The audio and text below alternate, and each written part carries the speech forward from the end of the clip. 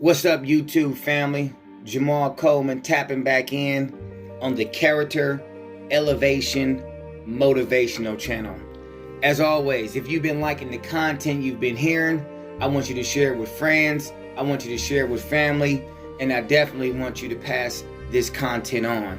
As always, hit that like button, hit that subscribe button. It definitely supports the channel. Today we're going to be talking about the topic of the heart. And a lot of times in life, you will hear sayings like, oh, follow your heart, or I should have went with, how I felt in my heart. And really, what we're talking about is the mind. We're talking about the deep thought and processes within the mind. And sometimes the mind is related to the heart, and the heart's related to the mind.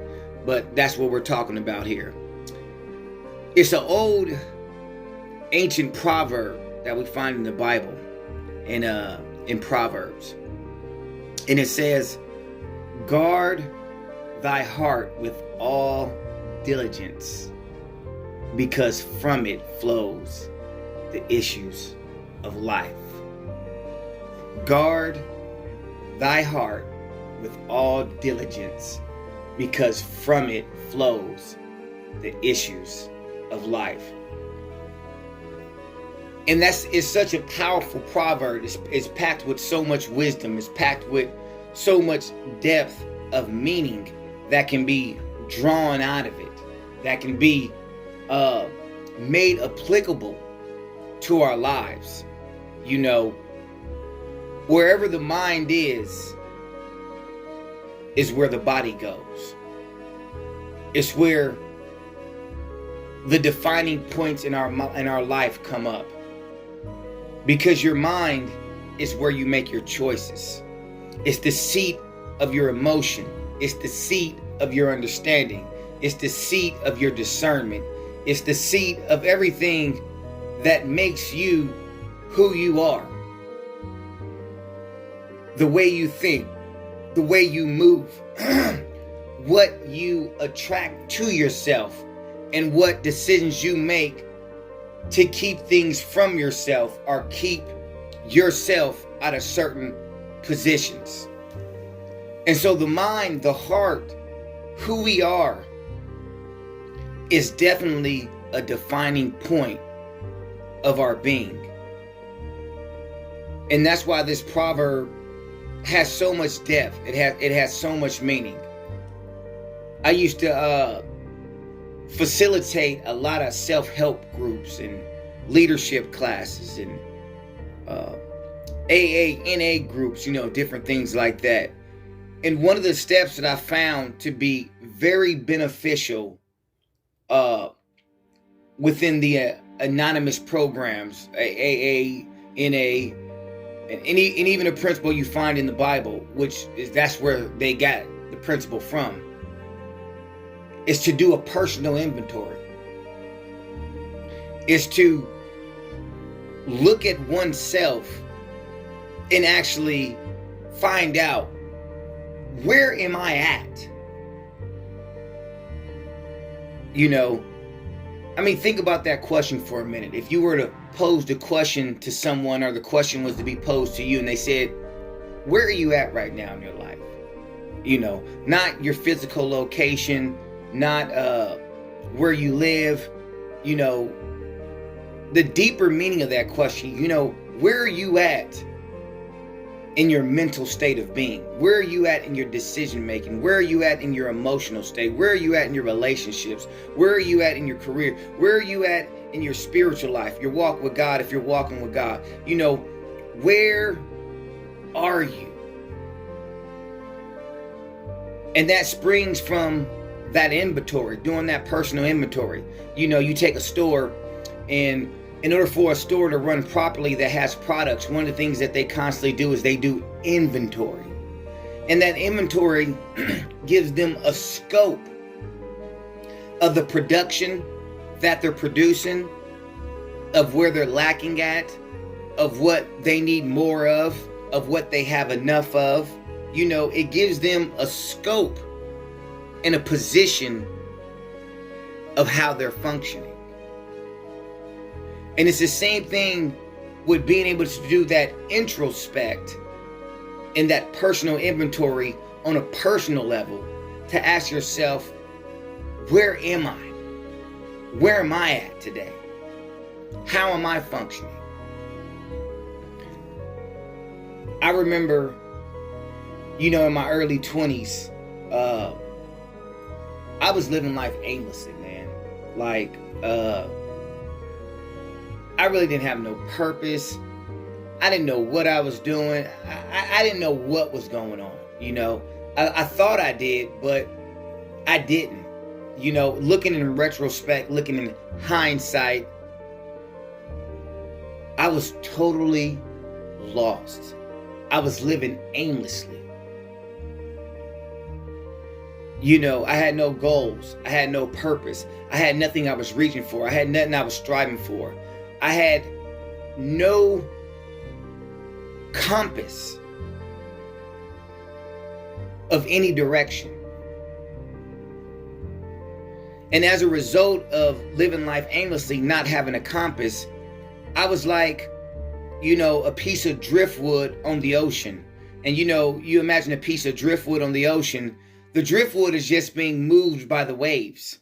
The driftwood has no compass of where it's going. It has no one steering it into a direction. It's just being moved by the movement of the sea. And when I look back at my life during that time, that was a picture of me. I was moved by the environment I was in. I wasn't making conscious decisions because I had no purpose. I had no aim. I had no bullseye. I had no goals. I was just there. I was waking up and just taking each day as it came. And as a result of that, it left me prey to be influenced, to have my mind influenced and be subjected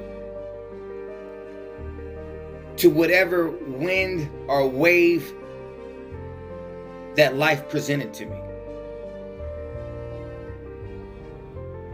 And as you're listening to this, you may be thinking, well, I kind of feel like that right now, but where do I start? What am I supposed to be doing? How do I get goals? How do I get ambition? How do I get aim? How do I get a compass? How do I, figure out what's going on? How do I not live aimlessly?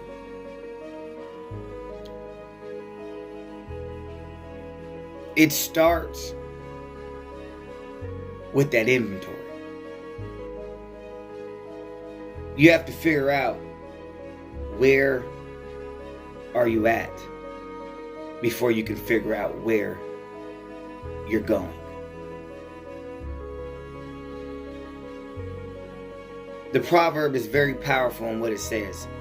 Guard your heart with all diligence, because from it flows the issues of life.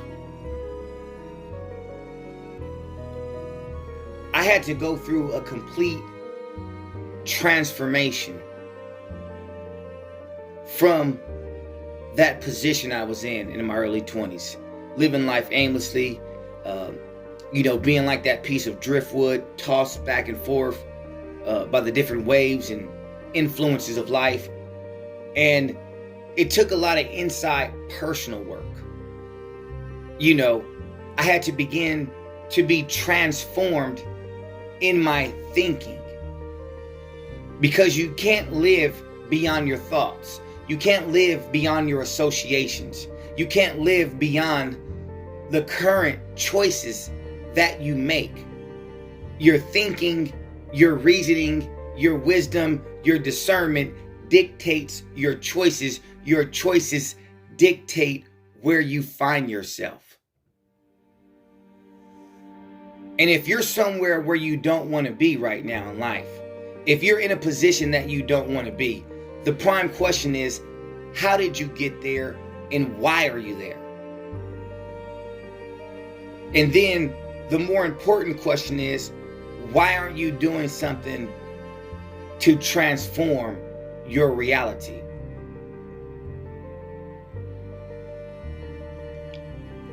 You talk about, excuse me, the law of attraction.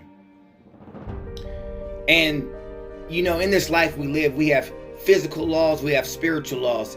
And one of the things that I can liken the law of attraction to is, a natural law of gravity. What you throw up is going to come down, no matter what. And this law is not predicated or dictated on the fact that you believe in it, you know about it, you care about it, you abide by it, you abide by it or not. The law is the law, and the law works no matter what you think or how you feel about it, or if you even know about it. And the prime example of that is if you're on top of a building and you fall off the building, I throw you off the building, you slip off the building, the results are the same. You're going to come down. You have three different aspects of what happened. The person jumped, the person fell, the person got pushed. Regardless of how the person went off the roof, gravity is gravity. And that's the same thing with the law of attraction, or the law of sowing and reaping. What you sow is what you will reap, whether you know about it or not, whether you believe in it or not. It's a spiritual law in place, and the same thing with the law of attraction. And the reason why the law of attraction is relevant to what I'm speaking of, because you attract what is in your heart. And that's why that proverb says, guard thy heart with all diligence, because from it flows the issues of life. We naturally attract what's in our heart, what's in our conscience, what's in our subconscious, the way we think, the way we move, what we do. We're constantly attracting stuff to us, or making the way for that stuff to be attracted to us. And this is why the inside work, the personal work of transformation, of growth, is so important, which leads right back to that personal inventory. One cannot change their current circumstances until they change their current inner state. It's not the outside circumstances that dictates how we move and what we do, but it's the inside condition that allows us to respond the way we respond to certain situations. So in other words, your inside condition will dictate how you're responding to the outside situations. Many of the outside situations that happen to you are outside of your control. But the only thing that's inside of your control and in your control is what's inside of you. You can't change other people. Many of the circumstances that happen in your life, you can't change the circumstances, but you can change the way you respond to those circumstances and what you do to handle those circumstances. And this is why the inventory, the inside work, is so powerful. You hear me talk a lot about the victim creator mindset. And my son, he was going to school, and it's summertime, and he was carrying his water bottle in his backpack. Well, his backpack, he's wearing it the right way, is behind him. The water bottle is behind him. And so for about a week, you had people taking the water bottle from him. And he came home and he was like, Dad, it's some kids that keep taking my water bottle. And I was like, okay.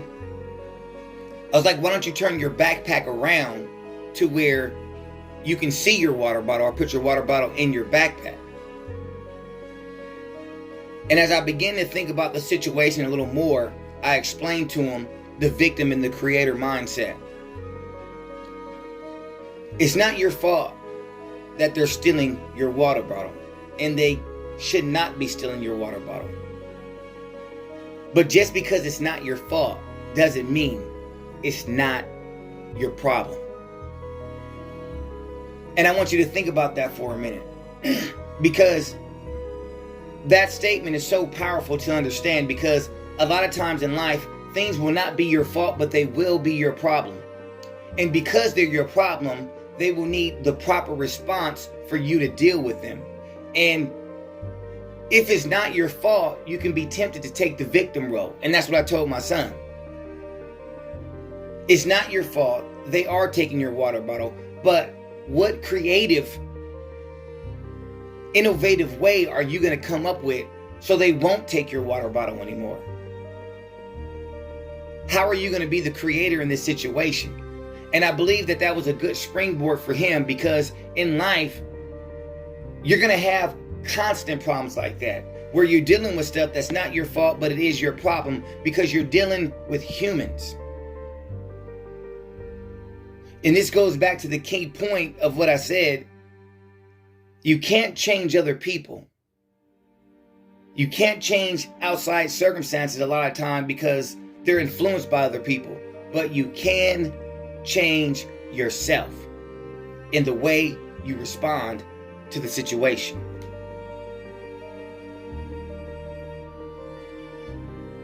And this why it was so important for me, in order to move through my transformation and the continual transformation I'm on, was with the transforming and the renewing of my mind.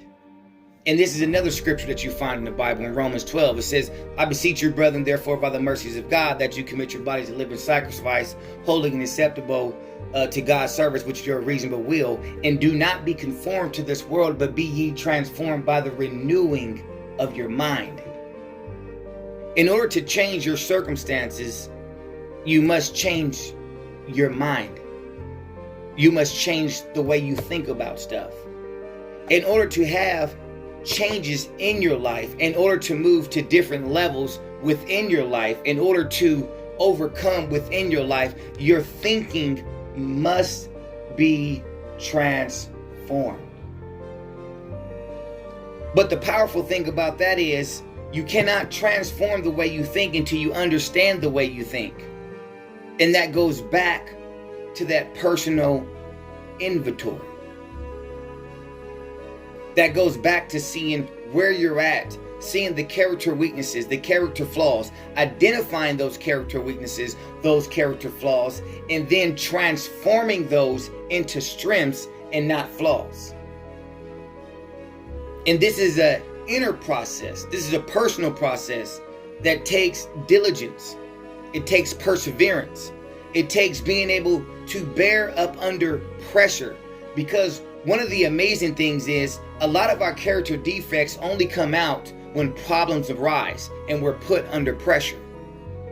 Because many times it's the pressure of the situation, it's the pressure of the trying time that brings out the character defect, and that character defect rises to the top. It's just like if you're trying to purify gold, or you're trying to purify silver or some type of precious metal. They put it in the fire. The fire heats up the elements of the metal, of the precious material, and all the bad stuff floats to the top. Well, it's the same thing with character development. It's the same thing with human issues and the things we go through in life.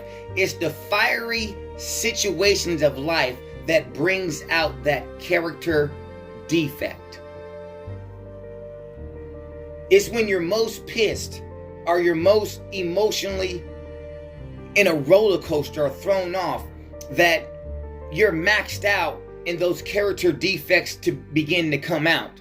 But the most interesting thing and the most tantamount thing that I can tell you, and that you can really gain from this, is in that situation that you choose to do something different, that you actually have taken a great step in your transformation process.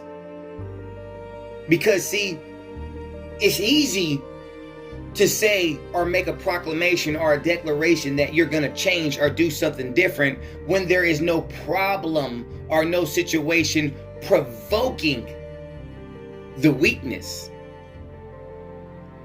It's easy. It's easy for somebody to say when they're not hungry that I'm going to start my diet. Oh, I'm going to start an exercise.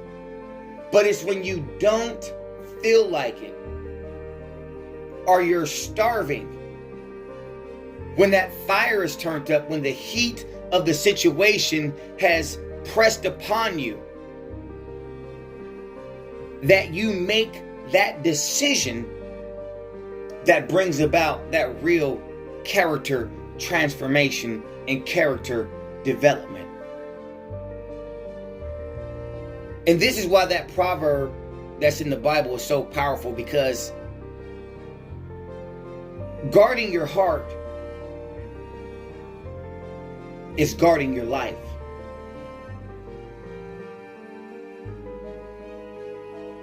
You know, I'm one of the kind of people, I don't watch scary movies because I don't like the influence or the type of thoughts that I had afterwards as a result of watching movies like that. And I'm not going to tell you that, you know, it's movies that I watch that I probably shouldn't be watching, that I don't watch, you know. I wouldn't even try to play it like that, you know. We all have our own issues and struggles and, you know, things that we go through.